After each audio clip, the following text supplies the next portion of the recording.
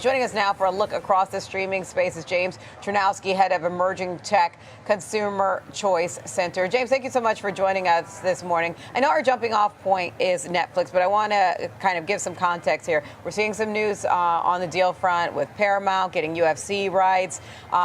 You've got, Disney, Hulu trying to, see what they can gain in the sports space. It seems like, and then earlier, Netflix from last year through the beginning of this year had been expanding its sports bench, essentially. Is sports now the prime real estate as it relates to eyeballs in streaming? Thanks for having me. I think that's a great question. I think that it's undoubtedly a new vector of opportunity for these streaming platforms to compete with traditional media ecosystems, right? So getting a sport like the NFL games that we saw Netflix get last year, or even just this week, I believe it was announced that Netflix secured the rights for the World Cup coming up in 2027 and 2031. You highlighted the UFC, which has a massive fan base in its own right. These platforms acquiring deals to broadcast these very popular sports to their fan bases is just another good strategy towards trying to get them to integrate into these platforms more broadly speaking. So yeah, it's definitely going to be part of the strategy for many of these companies looking forward, understandably so. That's millions of eyeballs that are up for grabs.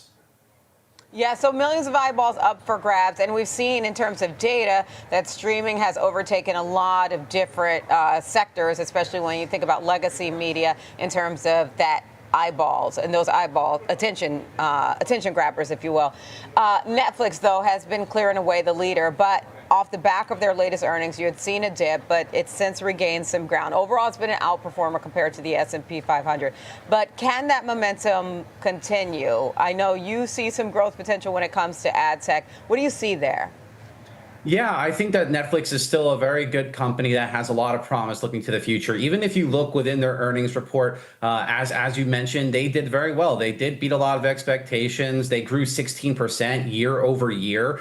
Relative to last year. And there's a lot to like there. I think one of the most promising aspects of the company is that it's building out its ad tech platform, which is going to help bring in more revenue for the company. In their earnings report, they highlighted how they anticipated that their advertising revenue was going to double by the end of the year. That's impossible to ignore. I think that's really, really good. And then, as has been the talk of the town for the last year and change, is the fact that this company is also one of the leaders in trying to figure out how they can use artificial intelligence to help improve and streamline their various processes. That was something they highlighted in their earning report, was how they used Gen AI in one of their shows in Argentina to make a shot that wouldn't have been able to happen on that show's kind of a budget, right? So I think that the company is looking for all kinds of ways of leveraging its ad tech coupled with its investment in leveraging technology like artificial intelligence to help improve their product line as we're looking to the future. So for those kinds of reasons, I'm very excited about Netflix. How much do you expect to see AI as a component of its product improvement, as you mentioned, James?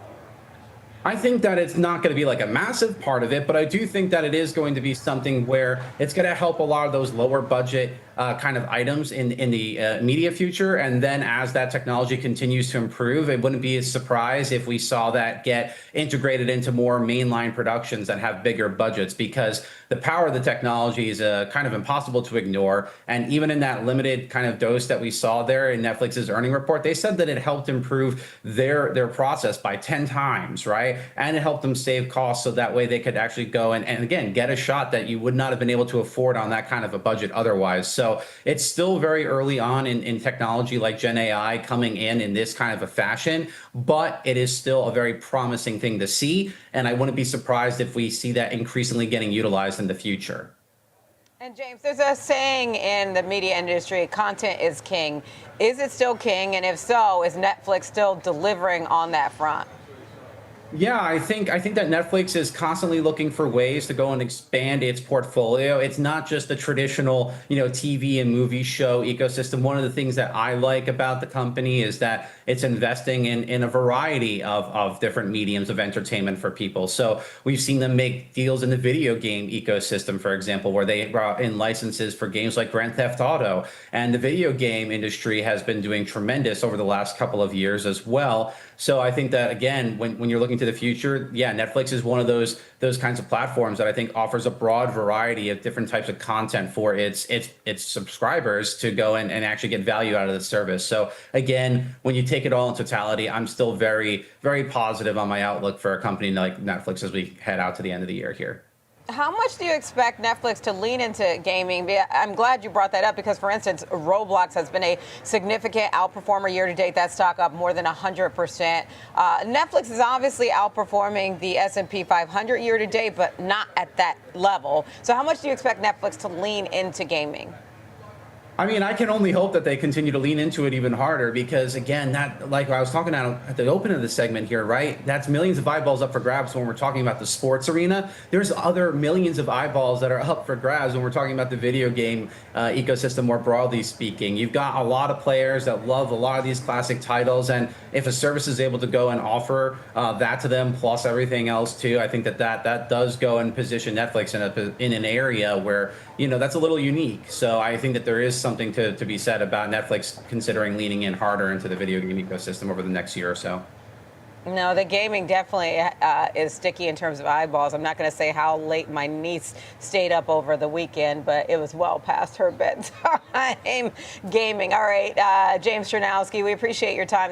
James is the head of emerging tech at Consumer Choice Center.